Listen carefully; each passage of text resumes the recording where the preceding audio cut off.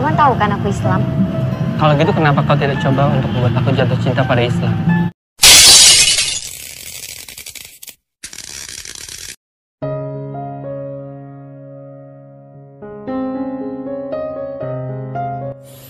Hai guys, selamat datang di Dance Movie. Di video kali ini saya akan membahas film yang inspiratif dan sangat menyayat hati yang dirilis pada tahun 2019, yaitu Ajari Aku Islam.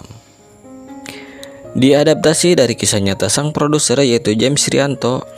Film ini menceritakan seorang pemuda keturunan Tionghoa yang sedang mempelajari tentang Islam, yaitu Kenny, yang kemudian ia jatuh hati kepada seorang gadis muslim Melayu, yaitu Vidya. Dan seiring berjalannya waktu, Vidya pun menaruh hati kepada Kenny. Tetapi kisah mereka tidak begitu mudah karena terhalang banyak perbedaan budaya, agama, terlebih orang tua Kenny yang sudah menjodohkannya dengan seorang wanita pilihannya. Oke, seperti apa kisah mereka? Gak usah berlama-lama lagi, langsung saja kita masuk ke ceritanya. Di film ini kita akan difokuskan kepada seorang pemuda keturunan Tionghoa non-muslim yang bernama Kenny. Kenny adalah seorang pemuda yang bergelut dalam dunia bisnis gelap, yaitu perjudian. Tetapi di hari-hari terakhirnya ia sering mendapatkan banyak masalah dalam bisnisnya, sehingga ia berpikir untuk meninggalkannya dan mencari jalan baru untuk hidup yang lebih baik. Lalu scene berpindah kepada dua mahasiswi, yaitu Vidya dan juga Salma. Di sini mereka merencanakan untuk melakukan penggalangan dana agar bisa membantu korban-korban bencana alam. Dan Vidya pun mempunyai ide untuk menjual barang-barang aksesoris dan hasilnya akan disumbangkan ke korban bencana alam. Karena dengan cara itu selain ia bisa menyumbang, ia juga membantu pengusaha-pengusaha kecil untuk memasarkan barang-barangnya. Baik, apalagi tahu korban bencana alam, pasti banyak yang mau nyumbang. Lalu setelah itu ia pun bersama para mahasiswa lainnya melaksanakan penggalangan dana tersebut di perempatan lampu merah di kota Medan. Dan acara pun berjalan normal-normal saja. Banyak orang yang membeli barang-barang mereka, dan ada juga yang langsung menyumbang berupa uang kepada mereka. Hingga tiba-tiba ketika Vidya menawarkan ke seseorang, dan itu Kenny. Di sini Kenny pun terlihat seperti terpesona atas kecantikan Vidya. Lalu di sini Kenny pun secara usil menggoda Vidya hingga Vidya pun kesal, dan akhirnya ia pun pergi dari situ untuk menunaikan ibadah sholat. Kalau abang nggak mau beli, ya udah nggak usah. Lalu ketika Vidya pergi, Kenny pun secara sengaja mengikutinya. Walaupun Vidya sangat menghiraukannya, tetapi Kenny pun terus mengikutinya sampai ke masjid. Lalu kemudian Kenny pun langsung ikut masuk ke dalam masjid itu. Sembari menunggu, ia pun melihat-lihat di dalam masjid itu, dan ia merasa sangat nyaman berada di sana. Kemudian setelah itu Vidya pun datang dan langsung bertanya sedang apa ia di sana. Dan Kenny pun gugup kebingungan tidak bisa menjawab pertanyaan Vidya. Lalu setelah itu Vidya pun kembali ke tempat tadi dan Kenny pun kembali mengikutinya. Dan sesampainya di sana Kenny pun langsung memborong gelang-gelang yang dijual Salma dan Vidya. Kemudian ia membagikannya kepada orang-orang secara gratis. Melihat Kenny baik seperti itu, Vidya dan Salma pun hanya bisa tersenyum. Lalu setelah itu Kenny pun memberikan gelang sisanya secara spesial kepada mereka. Dan dari sini pun mereka saling berkenalan satu sama lain. Spesial buat kamu. Semenjak saat itu Kenny pun hanya bisa melamun memikirkan Vidya. Lalu tiba-tiba tak disangka-sangka ia pun menerima telepon dari mantan kekasihnya, yaitu Chelsea, yang lama tidak ada kabar dan memberitahu Kenny bahwa ia sudah ada di Medan dan ingin bertemu. Dan setibanya di rumah, Kenny pun kembali dikagetkan dengan perkataan ayahnya yang tiba-tiba membahas soal pernikahan Kenny dengan Chelsea. Melihat dari raut wajahnya, Kenny nampaknya tidak suka mendengar kata ia akan dijodohkan, dan ia pun langsung masuk ke kamarnya. Kemudian di esok harinya Kenny pun kembali mencoba untuk bisa bertemu dengan Vidya, dan ia pun pergi ke masjid kemarin dan menunggu Vidya keluar dari masjid itu. Lalu ketika Vidya dan Salma keluar, Vidya pun kaget bahwa ada Kenny yang sedang menunggunya di depan gerbang dan bertanya-tanya mau apa lelaki itu. Kemudian di sini Vidya pun sempat ingin menghindar dan berpura-pura tidak melihatnya. Tetapi Salma mengingatkannya bahwa itu adalah perbuatan yang tidak baik. Sehingga akhirnya dengan terpaksa Vidya pun coba menemui Kenny dan bertanya maksud dan tujuan Kenny yang terus mengikutinya. Hingga di sini Kenny pun bercerita bahwa ia ingin lebih dekat dan kenal kepadanya. Lalu Vidya pun di sini berkata bahwa abang kan tahu bahwa aku ini Islam. Kemudian Kenny pun secara spontan langsung menjawab, Kalau gitu kenapa kau tidak coba untuk membuat aku jatuh cinta pada Islam? sama sepertimu yang sudah membuat aku jatuh cinta terhadap dirimu. Lalu setelah itu Vidya dan Salma pun membawa Kenny ke tempat buku-buku Islam dan memintanya untuk membaca buku-buku tersebut dan mempelajarinya. Dan Kenny pun berjanji akan membaca buku-buku tersebut dan mempelajarinya secara sungguh-sungguh. Kemudian setelah itu Kenny pun terus membaca buku-buku tersebut dengan sangat tekun dan terus mempelajarinya semua tentang Islam. Dan hari demi hari pun terus ia lalui dengan membaca dan merenung, sehingga ia menemukan kedamaian tersendiri yang belum ia temukan sebelumnya. Lalu setelah membaca, mempelajari dan merenungi semua buku yang ia baca, Kenny pun memutuskan akan segera meninggalkan bisnis gelap yang ia jalani selama ini. Dan ia pun sangat berterima kasih terhadap Vidya dan Salma telah jadi perantara untuk ia bisa menjadi orang yang lebih baik lagi. Terima kasih. Lalu setelah itu Kenny pun secara mendadak langsung meminta anak buahnya untuk segera menutup bisnisnya dan mengembalikan uang-uang hasil perjudian kembali ke tempat asalnya. Meskipun anak buahnya tidak terima, tapi Kenny pun tidak mau tahu dan ia tetap teguh pada pendiriannya akan meninggalkan bisnis yang gelap ini. Kemudian di esok harinya ketika Vidya sedang menaiki angkot, secara tiba-tiba Kenny tanpa sepengetahuan Vidya mengikutinya dan ikut serta menaiki angkot tersebut. Dan di dalam angkot itu Kenny pun meminta bertanya kepada Vidya dan Vidya pun mengiyakan dan akan menjawab pertanyaannya. Tetapi karena di dalam angkot itu banyak sekali orang lain, sehingga Kenny pun bertanya melalui pesan singkat ke Vidya, dan di sini pun terjadi percakapan yang sangat menarik di antara mereka. Dan pertanyaan Kenny adalah, bagaimana caranya kalau kita sedang rindu pada seseorang? Lalu Vidya pun menjawab, mendoakannya. Lalu Kenny pun menjawab kembali Vidya, sudah tapi masih rindu. Dan terlihat di sini nampaknya bilur-bilur cinta sudah tumbuh di hati Vidya. Kemudian setelah mereka turun di sini Kenny bersikukuh ingin mengantar Vidya sampai ke rumahnya. Tetapi di sini Vidya sempat menolak karena tak mau jadi perbincangan orang. Dan Kenny pun berkata, ya gak apa-apa, kan kamu bisa jalan duluan. Dan Vidya pun hanya tersenyum. Kemudian Kenny pun ingat tentang pelajaran yang ia baca, bahwa perempuan lebih baik berjalan di belakang laki-laki. Lalu setelah itu Kenny pun berjalan di depan Vidya sampai di rumahnya. Dan setibanya di sana, di sini terlihat sudah ada seorang laki-laki yang bernama Fahri yang sudah menunggunya.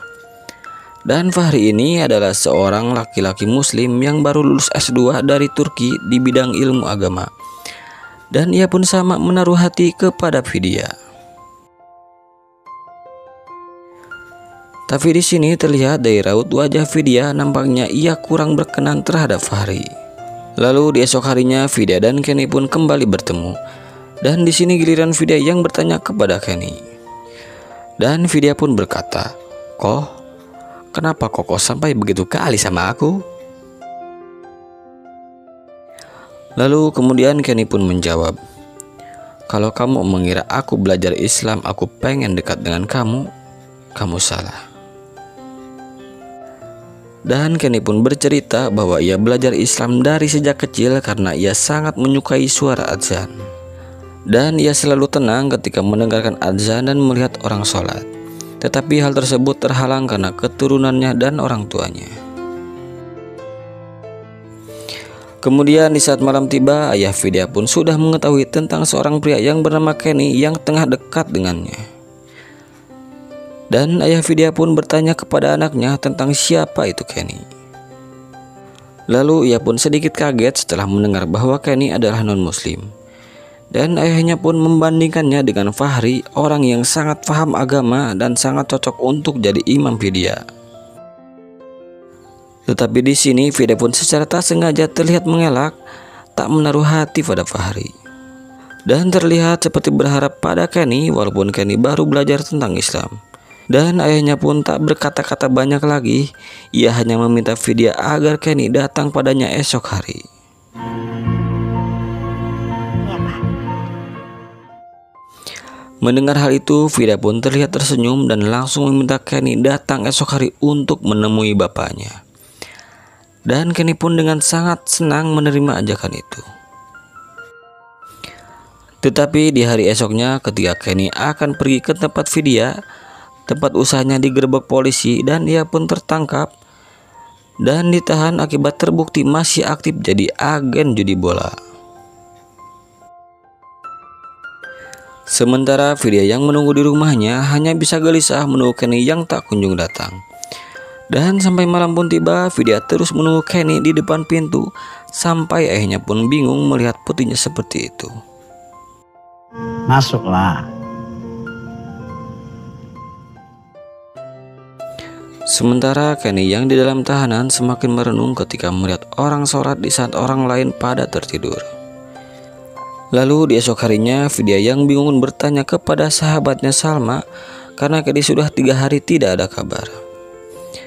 Dan bisa terlihat raut wajah kekecewaan pada Vidya karena Kenny menghilang begitu saja.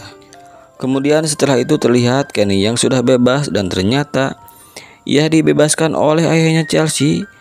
Dan ayahnya Chelsea mengancam bahwa itu adalah hutang yang harus dibayar, yang berarti ia harus menikahi anaknya.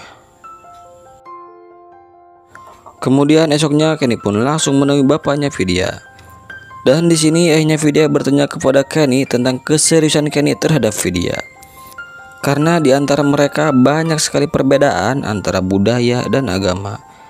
Lalu Kenny pun menjawab, kalau yang menjadi jarak adalah agama, maka buat saya jatuh cinta kepada agama Bapak seperti anak Bapak yang membuat saya jatuh cinta kepadanya. Kemudian setelah itu ayahnya Vidya pun kembali bertanya kepada Vidya yang ia tak habis pikir kepada Vidya karena ada 2 laki-laki yang suka padanya, yang satu muslim taat dan yang satu belum muslim. Tapi kenapa secara tidak langsung Vidya memilih yang belum muslim? Dan di sini Vidya pun hanya terlihat bingung, tak bisa berbuat apa-apa, dan ia hanya berkata, ia hanya menuruti kata hatinya. Lalu di esok harinya terlihat ayahnya Chelsea telah mengetahui kedekatan Kenny dan Vidya. Dan ia langsung memberitahukan hal tersebut kepada orang tua Kenny. Kemudian setelah Kenny pulang ke rumahnya, ia langsung dicercar pertanyaan oleh ayahnya dan meminta Kenny melupakan Vidya dan menikah dengan Chelsea. Tapi Kenny di sini bersikeras bahwa ia tidak mencintai Chelsea. Sehingga di sini menyulut kemarahan ayahnya dan ayahnya pun langsung menggampar Kenny.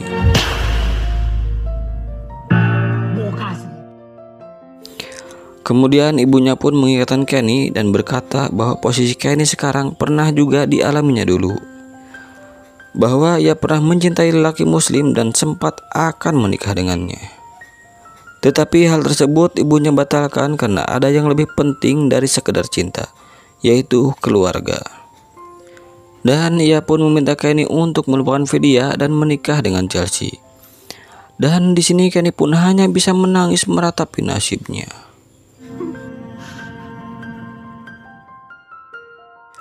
Kemudian di esok harinya Kenny pun memberanikan diri menemui ayahnya Vidya dan meminta izin untuk bertemu dengan Vidya bahwa ada hal penting yang harus dibicarakan. Setelah mendapatkan izin, Kenny pun langsung menghampiri Vidya dan ia pun langsung menanyakan perasaannya terhadap Kenny. Apakah Vidya mencintainya atau tidak? Lalu Vidya pun hanya menjawab, apakah itu penting untuk saat ini? Terlihat Kenny pun sangat kecewa mendengar jawaban dari Vidya, dan ia pun langsung mengatakan bahwa minggu depan ia akan menikah dengan perempuan lain. Mendengar hal itu, Vidya pun sangat kaget dengan apa yang Kenny katakan, dan ia pun menjadi kaku seperti menahan kesedihan. Kemudian Kenny pun kembali bertanya apakah benar Vidya tidak mencintainya. Dan Vidya pun sambil menahan tangis mengatakan bahwa ia tidak pernah mencintainya sedikit pun. Aku tidak mencintai kamu. Lalu sesudah itu Kenny pun langsung berkata, terima kasih sudah memberikan hari-hari terindah dalam hidupku. Semoga kamu bahagia. Dan setelah Kenny pergi, Vidya pun hanya bisa menangis terseduh-seduh yang membuat ayahnya bingung apa yang dikatakan Kenny.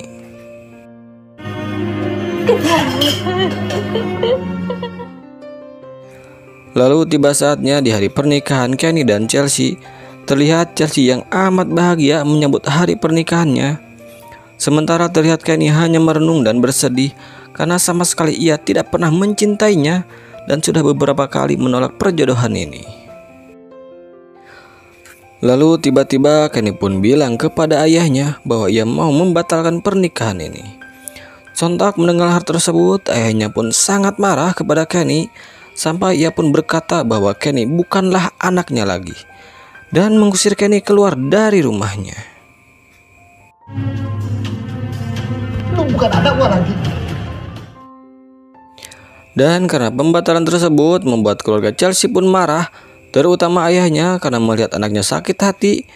Ia pun berniat melakukan hal jahat terhadap keluarga Vidya.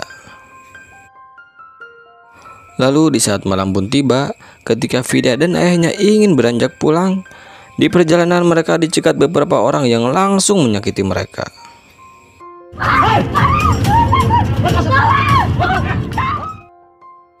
Dan tiba-tiba datanglah Kenny yang langsung membantu mereka, dan terjadilah perkelahian di antara Kenny dan para orang-orang itu. Lalu ketika salah satu preman itu mau menusukkan sebuah pisau ke ayah Vidya, Kenny pun langsung menghalanginya dan otomatis pisau itu langsung menancap tepat di jantung si Kenny.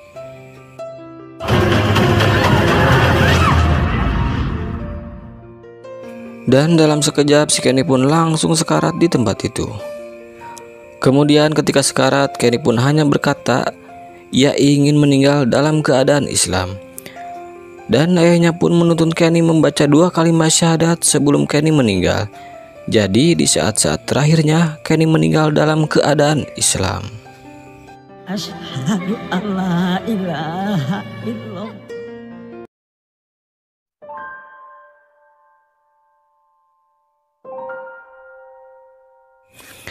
Kemudian setelah itu Vidya pun hanya bisa menangis menyesali apa yang sudah terjadi, karena ia tidak sempat mengatakan bahwa ia juga mencintainya. Dan hari-harinya hanya dipenuhi rasa penyesalan dan rasa bersalah, dan hanya bisa memanggil Kenny dalam doa. Dan film pun tamat.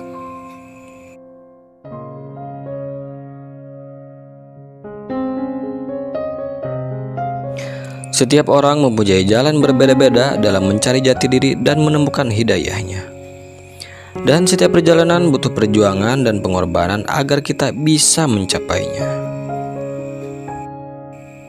Dan bagi kalian yang merasa kurang puas terhadap cerita ini, kalian bisa tonton filmnya secara utuh agar bisa lebih merasakan rasa dan aroma bawang yang tertuang dalam film ini.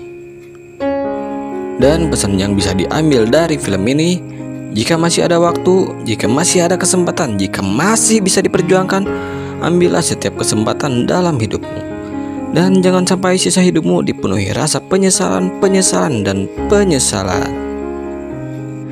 Dan terima kasih sudah mengklik video ini. Saya Dani Fernandes pamit dan sampai jumpa.